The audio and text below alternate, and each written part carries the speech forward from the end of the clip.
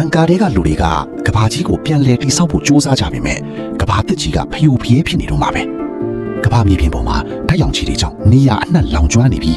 လမ်းမှာရှိသမျှအရာအားလုံးကိုဖျက်ဆီးပစ်မဲ့လျှက်စစ်တလိုက်မုန်တိုင်းတွေကရုတ်တရက်ကြာရောက်လိရှိတာကြောင့်သူတို့ခမမြေအောက်ထဲမှာပဲအောင်းနေကြရပါတယ်အခု9နှစ်အကြာမှာတော့သူတို့ဒီအခြေအနေဆိုးကြီးကိုအနှင်းငယ်လိုက်လျောညီထွေဖြစ်အောင်နေထိုင်တတ်နေကြပါပြီ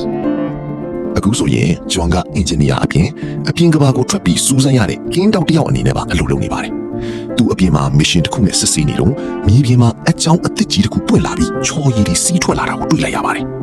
သူပင်လယ်ကမ်းခြေဘက်ကိုဆက်သွားတဲ့အခါကမ်းစပ်မှာပျက်စီးနေတဲ့စစ်သင်္ဘောကြီးတစ်စင်းနဲ့ကယ်ဆယ်ရေးလီတွေကိုတွေ့လို့အသုံးဝင်မဲ့ပစ္စည်းရှာဖို့သင်္ဘောပြက်ကြီးတွေကိုဝင်သွားခဲ့ပါတယ်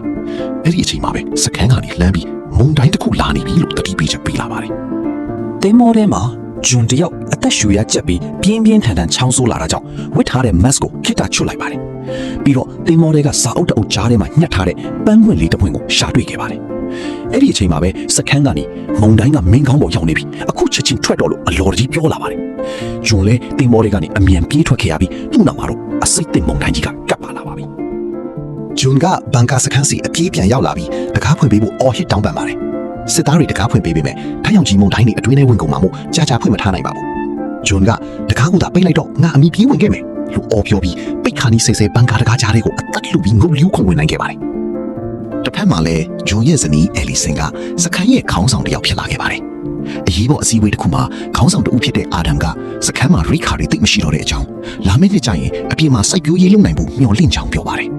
ဒါပေမဲ့ဒေါက်တာအာမီနာကတော့ဒါမဖြစ်နိုင်ဘူးဒီဘန်ကာစခန်းကရေရှည်မရက်တည်နိုင်တော့လို့သူတို့ဒီနေရာကနေထွက်ခွာရတော့မယ်လို့ဆိုပါတယ်သူတို့လေးလာချက်အရာကနေဒါအမေရိကန်နဲ့အိုက်စလန်တို့ကတော့လုံးဝပျက်စီးသွားပါပြီ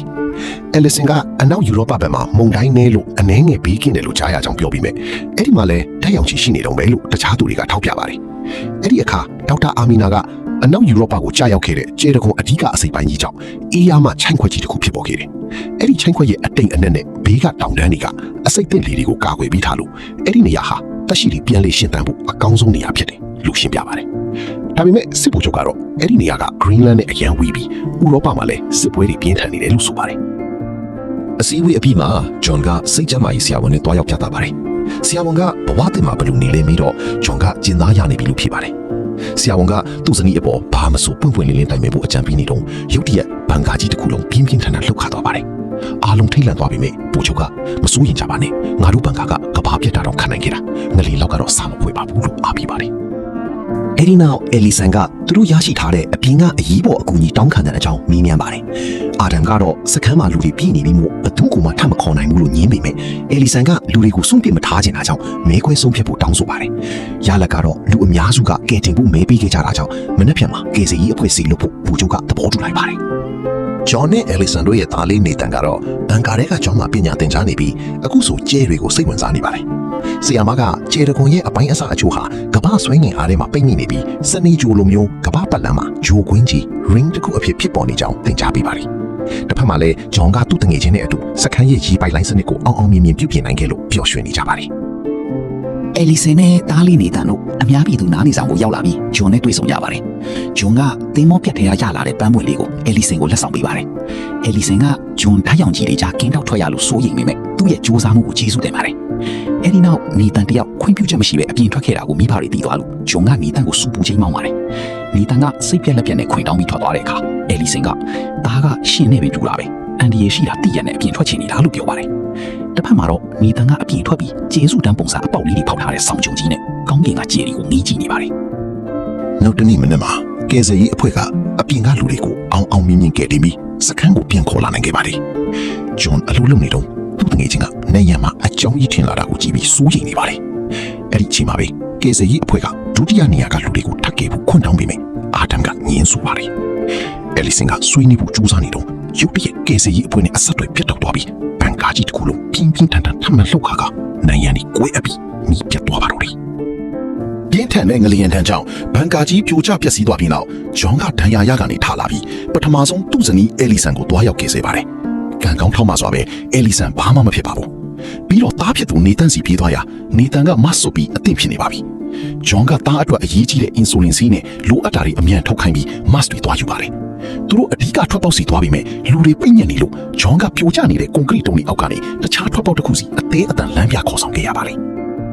ဘန်ကာအပြင်ဘက်မှာတော့လူတွေအားလုံးပင်လေကမ်းခြေကကယ်ဆယ်ရေးလှေတွေစီယူမတက်ပြေးနေကြပါတယ်လမ်းမှာနေတန်ခဏပြောက်သွားပြီးဒေါက်တာအာမီနာကိုကူညီပေးနေတာကိုပြန်တွေ့ပါတယ်ကန်းစက်မှာလူတွေကကယ်ဆယ်ရေးလှေပေါ်တက်ဖို့လူရက်နေကြပြီးအာဒမ်ရဲ့မတ်ကိုပါလူနေကြလို့ဂျွန်တို့ဝင်ကူညီရုံရင်းဆန်ခတ်ဖြစ်ကဂျွန်ရဲ့မတ်ပါအလူခံလိုက်ရပါတယ်နောက်ဆုံးတော့သူတို့အဖွင့်သားဖြစ်နေတဲ့ကယ်ဆယ်ရေးလှေတစ်စီးနဲ့အမြန်ဝင်ပြီးတကားပိတ်လိုက်နိုင်ပါတယ်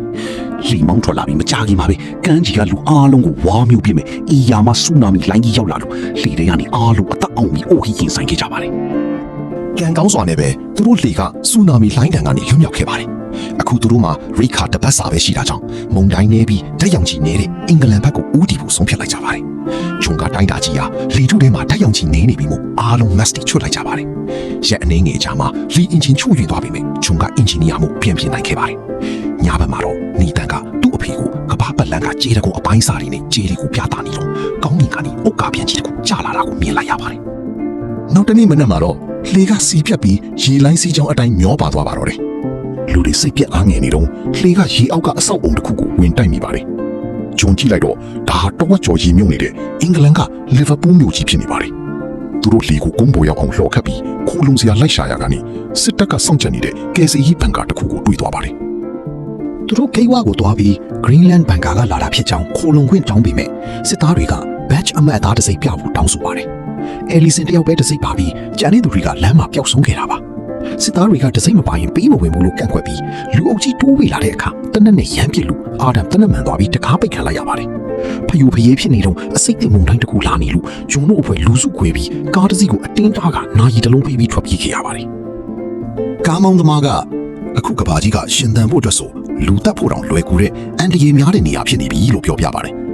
ယ်လီဆန်ကလန်ဒန်မှာရှိတဲ့သူ့တငယ်ချင်းမကန်စီအိမ်မှာရိခါအဆုံရှိတယ်လို့လွန်ခဲ့တဲ့8 လကအဆက်အသွယ်ရပူးတာကြောင့်လန်ဒန်ကိုသွားဖို့ဆုံးဖြတ်လိုက်ကြပါတယ်။လမ်းမှာနီတန်ကဒေါက်တာအာမီနာကိုခြေတကွန်တွင်းကြီးအကြောင်းယုံလားလို့မိတော့အာမီနာကဒိုင်နိုဆောတွေမျိုးသုံးပြီးမှတက်ရှိတက်တီဖြစ်လာတယ်လို့ပဲဒီတွင်းကြီးကလည်းမျောလင့်ချက်ပဲလို့ဆိုပါတယ်။ဒါပေမဲ့ကားသမားကတော့ဒါဟာပုံပြင်တက်ပဲလို့လှောင်ပြောင်ပါတယ်။လန်ဒန်ကိုရောက်ခါနီးမိနစ်30အလိုမှာပဲရုတ်တရက်မြေကြီးတုန်ခါလာပြီးကောင်းကင်ကနေအုတ်ကာခဲတွေမိုးရွာသလိုအဆက်မပြတ်ကျလာပါတော့တယ်။ဂျွန်ကနေတန်ကိုဆွဲခေါ်ပြီးတပင်ကိုတင်းတင်းဖတ်ထားရပါတယ်။ခဏငြိမ်သွားလို့ကားသမားကသူ့ရဲ့အသက်သွေးကြောဖြစ်တဲ့ကားစီကိုပြေးသွားမှာပဲဂျွန်တားချင်မရလိုက်ပဲအုတ်ကာခဲအကြီးကြီးတစ်ခုကားပေါ်တဲကျလို့ကားသမားခင်ဗျာပွဲချင်းပြီးတိတ်ဆုံးသွားရှာပါတယ်။အုတ်ကာခဲမိုးရပ်သွားတော့သူတို့ကားထဲကပစ္စည်းတွေယူပြီးလန်ဒန်ကမကန်စီအိမ်ကိုလမ်းလျှောက်လာခဲ့ကြပါတယ်။မကန်စီကတနက်နဲ့အသင့်ဆောင်နေပေမဲ့သူတို့ကိုမြင်တော့ဝမ်းသာအားရကြိုဆိုပါတယ်။သူ့အိမ်မှာအယ်လ်ဇိုင်မာဝေဒနာရှင်လူနာတွေပြည့်နေပြီးသူတို့ကကဘာပြတ်တာကိုမသိရှာပဲ